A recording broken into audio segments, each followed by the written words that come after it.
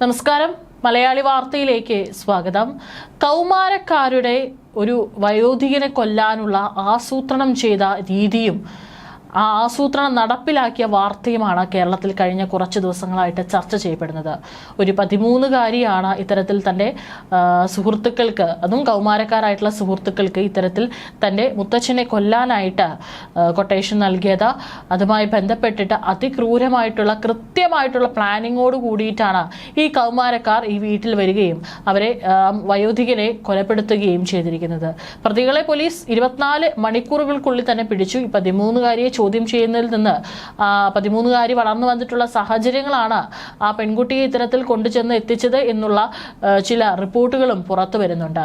ഇപ്പോൾ ഇതാ സ്കൂൾ പ്രിൻസിപ്പലായ രൂപ റെഡ്ഡി എന്ന് പറയുന്ന 42-കാരിയെ വീടിനുള്ളിൽ കയറി 27 തവണ കുത്തിക്കൊലപ്പെടുത്തിയ കേസിൽ 10ാം ക്ലാസ് വിദ്യാർത്ഥികളായ 2 കൗമാരക്കാർ പിടിയിലായിരിക്കുകയാണ്.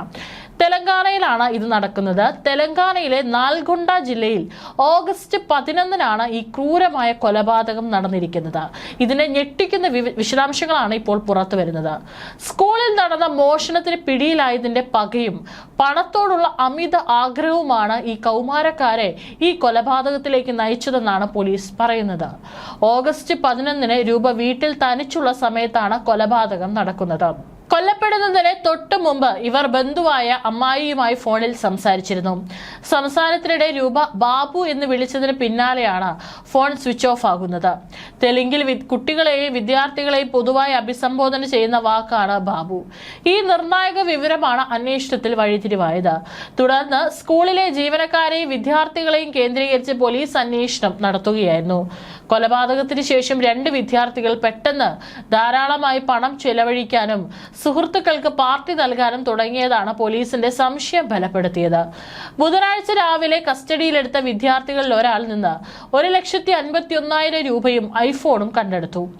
വീട്ടുകാർ നൽകിയ പണമാണെന്നാണ് വിദ്യാർത്ഥി ആദ്യം അവകാശപ്പെട്ടതെങ്കിലും ഫോറൻസിക് പരിശോധനയിൽ നോട്ടുകളിൽ രക്തക്കറ കണ്ടെത്തുകയായിരുന്നു.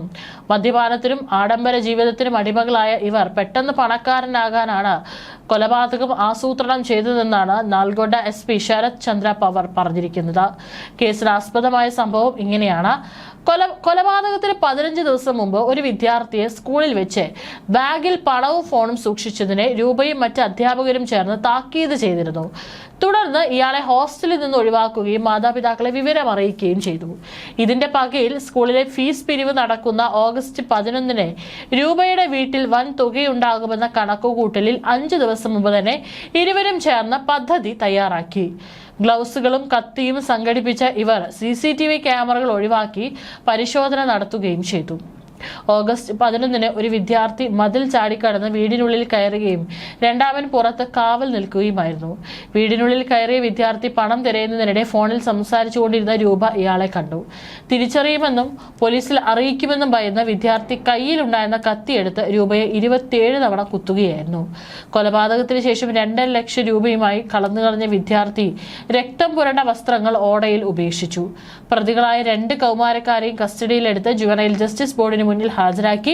ഇവരെ ജുവനൈൽ ഹോമിലേക്ക് മാറ്റാനുള്ള നടപടികൾ പുരോഗമിക്കുകയാണെന്ന് പോലീസ് അറിയിച്ചിട്ടുണ്ട്.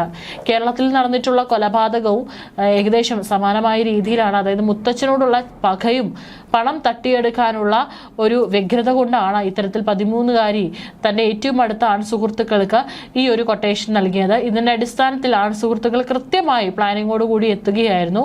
പിന്നാലെ വീടിന്റെ അകത്തേക്ക് കയറി വയോധികനെ ശ്വാസം മുട്ടിച്ച് കൊലപ്പെടുത്തി അവിടെ നിന്ന് പണവും സ്വർണവും കൈക്കലാക്കി മടങ്ങുകയായിരുന്നു.